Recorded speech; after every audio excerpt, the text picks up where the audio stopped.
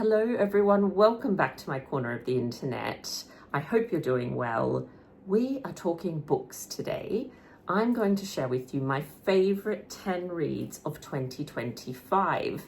Now, as I mentioned in my last video, I read lots of wonderful books last year, so this was actually really tricky to pick just 10 books. But these 10 books that I'm going to share with you stood out for one reason or another. They're a mixture of fiction and non-fiction, 5 of each, covering some different genres as well. So I really hope you enjoy them. And at the end, I will share what my favorite book of the whole year was, because there is actually a standout. There is one book that for some reason just stayed with me the entire year. I read it quite early on in 2025.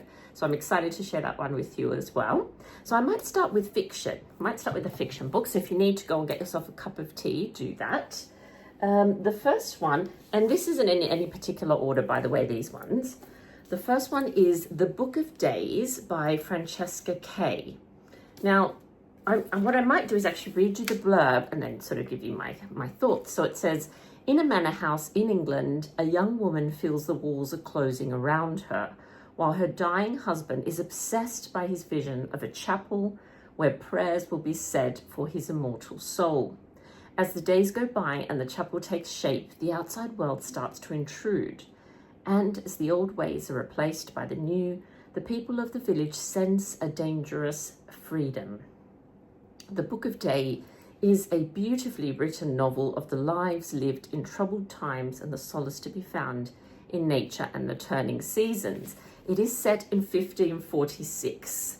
So if you're a fan of the Tudor period, so this is set in Tudor England, in the dying days of the reign of Henry VIII. There's a lot of religious turmoil, of course, with the beginning of the Reformation and lots of religious changes. It's a bit of a sort of tightrope walking Henry VIII's religious policy, to be honest with you. Can't be too Protestant, can't be too Catholic, have to kind of just follow the king exactly. So this is just a stunning novel. It is so beautifully written. And as the blurb said, how they find kind of peace and solace in the changing of the seasons. So if you love the Tudors, if you love beautiful prose, if you love the seasons and nature, then add this to your list. The Book of Days, absolutely beautiful, beautiful novel. And we've got number 1. I'll try not to spend too long on them, otherwise I'll keep you here all day. Ooh, the second novel is The Dean's Watch by Elizabeth Gouge. Such a beautiful book. Oh my goodness, the writing. So it says, a big, beautiful novel of the 1870s centered on the friendship between the outwardly formidable dean of the city and a quaint little genius of a clockmaker, Isaac Peabody. There is romance here with the same exquisite period flavour as the rest of the novel. The love story of Orphan Job and Orphan Polly, Miss Peabody's irrepressibly happy, cosy little maid of work. There is a child as enchanting as any in Elizabeth Gouge's fiction, plump, wayward young Bella. So it's set in a cathedral city, but you don't actually know which city it is, and I kind of love that because it lets your imagination run a bit wild. And it is just so beautifully, beautifully written. The imagery, the language, the story, everything is just like you would expect from Elizabeth Gouge if you've read anything of hers before. And on page 18, there is the most beautiful quote that I wrote down in my commonplace book. Let me read it to you here. So he's a clockmaker, one of the characters, as we said. And this is the quote that I just loved and had to take down. Like all creators, he knew well that strange feeling of movement within the spirit, comparable only to the first movement of the child within the womb, which causes the victim to say, perhaps with excitement, perhaps with exasperation or exhaustion, there is a new poem, a new picture, a new symphony coming, heaven help me. I just love that, you know, if you're a creative person and you know when you get that first inkling of a new something building in you, and I just thought that captured it absolutely perfectly. So that's The Dean's Watch by Elizabeth Gouge, book number 2. Book number 3 is The 40 Rules of Love by Elif Shafak. Now, this is the second book by Elif that I've read, and absolutely love. I think I'm just going to love everything she writes. So the 40 Rules of Love, basically, let me read you a bit of the blurb. It says, Ella Rubinstein has a husband, 3 teenage children, and a pleasant home. Everything that should make her confident and fulfilled. Yet there is an emptiness at the heart of Ella's life, an emptiness once filled by love. So when Ella reads a manuscript about the 13th century Sufi poet Rumi and Shams of Tabriz and his 40 rules of life and love, she's shocked out of herself.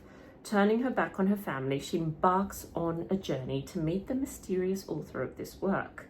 It's a quest infused with Sufi mysticism and verse, taking Ella and us into an exotic world where faith and love are heartbreakingly explored. It really is an absolutely enthralling novel. Again, so beautifully written. And I love Rumi's poetry. So this was the perfect sort of mix of a more sort of contemporary novel mixed in with the stories of the Sufi poet Rumi, and some of his beautiful words are in here as well. So it's to do with those 40 rules of love. And I absolutely loved it. Absolutely loved it. Okay, 4th novel was this novel called The Story Collector by Evie Woods. Really, again, beautiful, and you'll see why in a second why I fell in love with it. It says, 100 years ago, Anna, a young farm girl, volunteers to help an intriguing American visitor translate fairy stories from Irish to English. But all is not as it seems, and Anna soon finds herself at the heart of a mystery that threatens her way of life. In present-day New York, Sarah Harper boards a plane bound for the west coast of Ireland. But once there, she unearths dark secrets that could change the course of her life.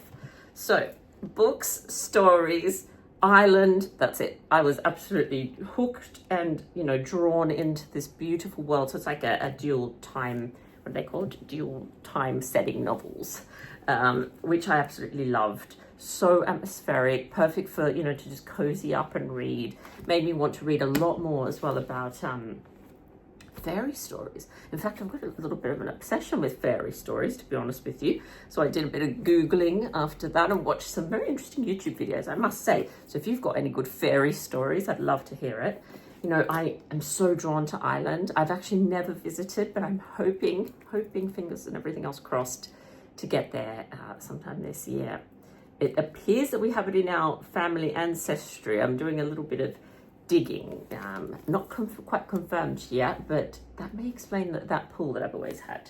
So that is number 4, The Story Collector by Evie Woods.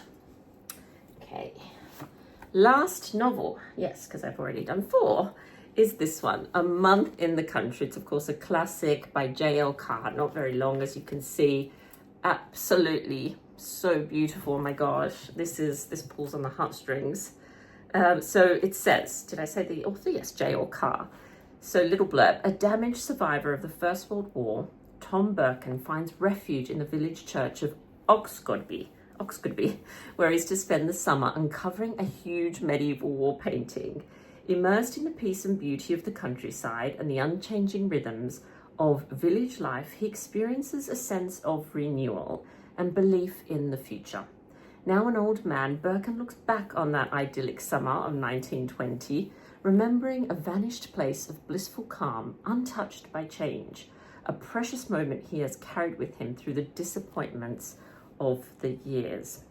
This is just so beautiful. Again, the writing, all of it is just stunning. And of course, I was immediately drawn to the fact that it's set in the English countryside, which I love. It's to do with a medieval wall painting, and I'm absolutely obsessed with medieval wall paintings. When I read this one, I think I was doing some research on a medieval wall painting, so it was all just perfect, absolutely perfect. So beautiful, and only short. How many pages? Just about like 100 pages. So if you haven't read this and you're looking for something quick and beautiful to read, I highly recommend A Month in the Country. So that, everyone, is are the 5 novels. Now we're going to get on to the non-fiction. What to begin with? Okay, so I'll start with this one. I think this was the one I read most recently out of these. So this is Woman's Law by Sarah Clegg. Let me know if you've read any of these as well. 4,000 Years of Sirens, Serpents, and Succubi. This is non-fiction, so now these are the non-fiction books. I absolutely loved this. This is compelling narrative history. So let me read you a little bit of the blurb. Creatures like Lilith, the seductive first wife of Adam, and mermaids who lured sailors to their death are familiar figures in the genre of temptresses who entice men to their doom. But if we go back 4,000 years, these monsters were part of women's rituals surrounding childbirth and pregnancy. So how did their mythology evolve into one focused on the seduction of men? Woman's Law takes us on an absorbing journey from ancient Mesopotamia to the present day, encountering serpentine succubi, a child-eating wolf monster, the Queen of Sheba, and a host of vampires. It shows how these demons were appropriated by male-centered societies before they were eventually recast as symbols of women's liberation, offering new insights into attitudes towards womanhood, sexuality, and women's rights. It is such an incredible read. Honestly, I absolutely just gobbled it up and loved it. Loved every bit about it. And then I couldn't help but after I read this book, I kept seeing images of Lilith in 16th century engravings, portraiture. She's literally everywhere if you kind of focused on it and start looking for it. Brilliant history, honestly, brilliant, wonderful history. Loved this. Add it to your list. Sarah Clegg, Woman's Law. All right.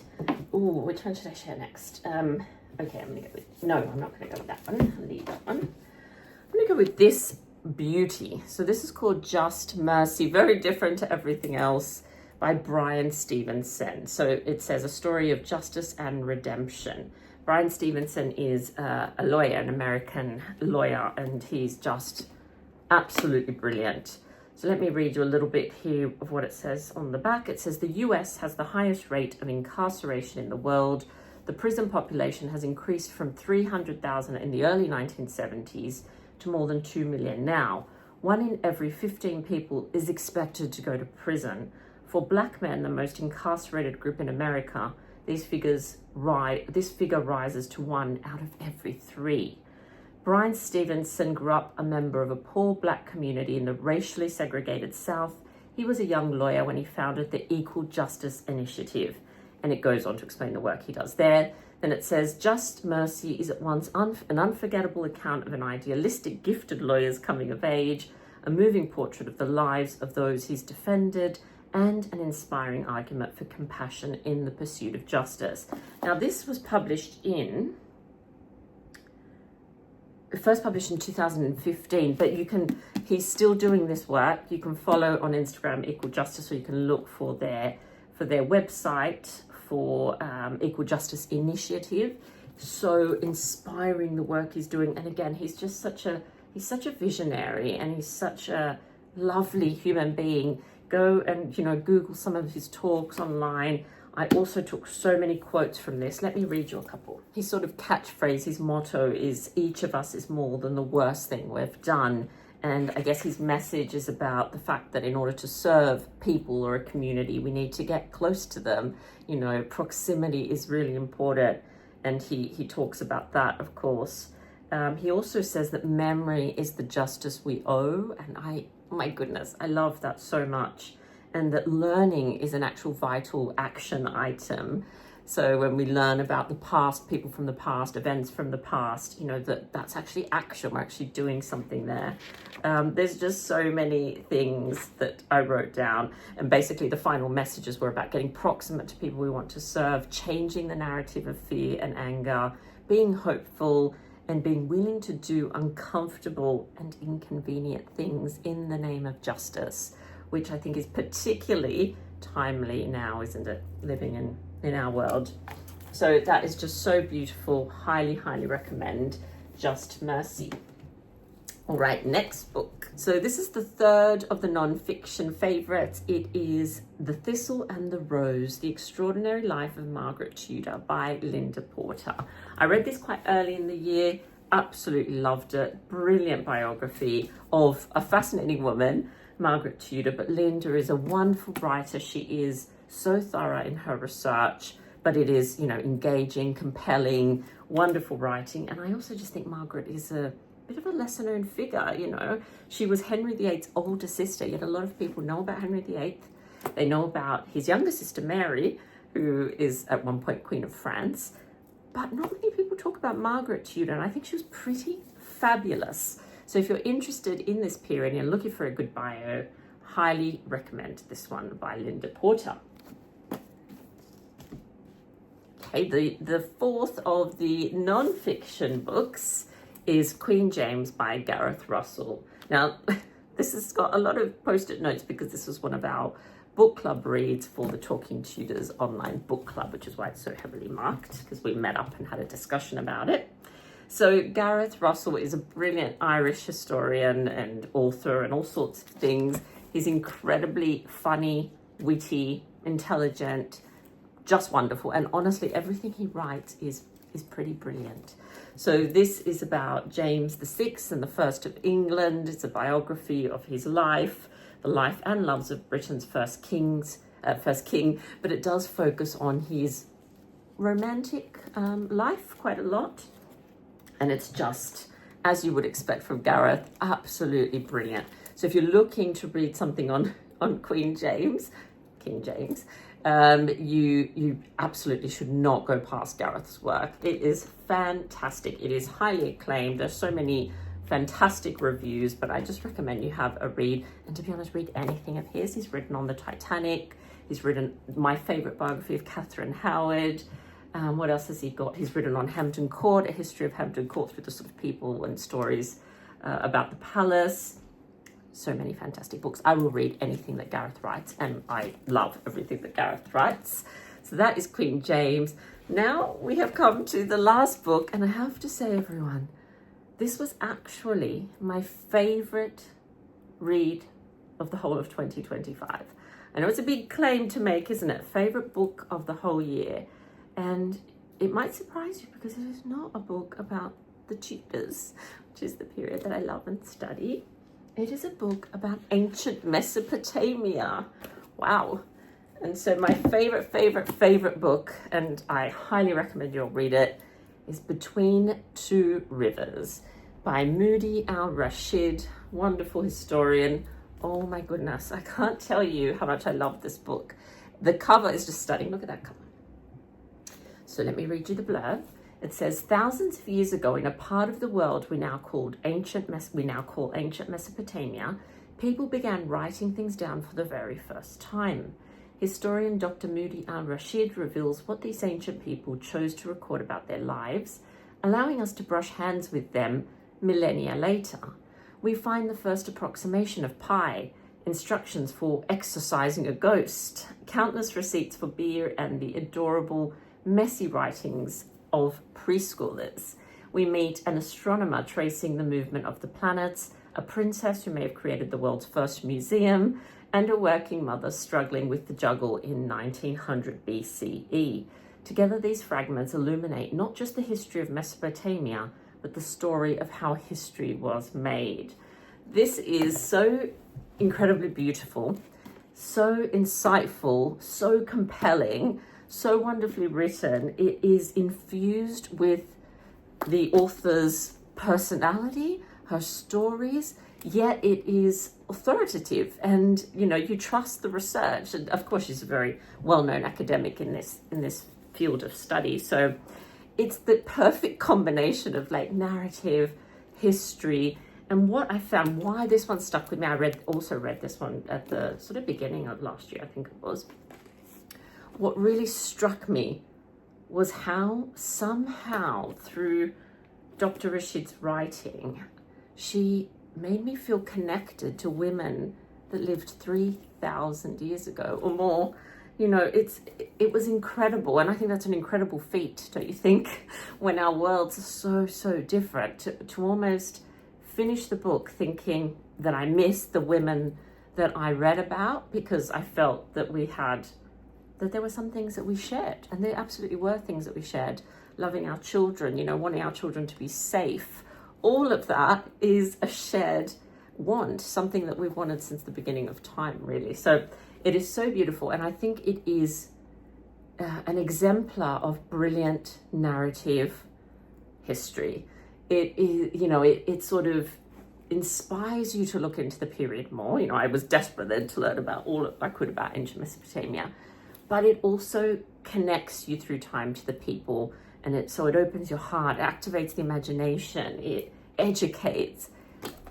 Absolutely fabulous. I don't know what else I could say about this book. So if you haven't read it, Between Two Rivers, I think is a must read just for anyone that enjoys beautiful writing and history. I really think you will love it. So that is my favorite book of 2025. And here are my other favorites of 2025. Like I said, it was not easy to select 10 because I read lots of books, and maybe if I chose this list again in a week's time, it would be a different list. But I can tell you now that this one would be the top. This one would absolutely be my favorite read. Loved it so much. And I'm so excited, everyone, for this year's reading. I'm on about book number 3 at the moment, I think, which is not doing too bad. But obviously, there's a lot of study and work going on this year, so let's see how we go. But there's lots that I'm looking forward to. We've got a new biography of Jane Seymour coming out by Elizabeth Norton. I know there's a new book on Anne of Cleves coming out by Valerie Schutte. So there's lots of great Tudor stuff. We've got Tracy Borman's House of Boleyn, a fiction novel of the Boleyn family, coming out in April. What else is there? My gosh, there is honestly so much. And then at the same time, I like to also read some classics, a little bit of Shakespeare here and there. So it's tricky, isn't it, to get everything read? But I'm going to leave you there today. Please let me know what your favorite read of last year was. I'd love to hear, what you thought was your favorite book. I'm always happy to add something to my TBR list.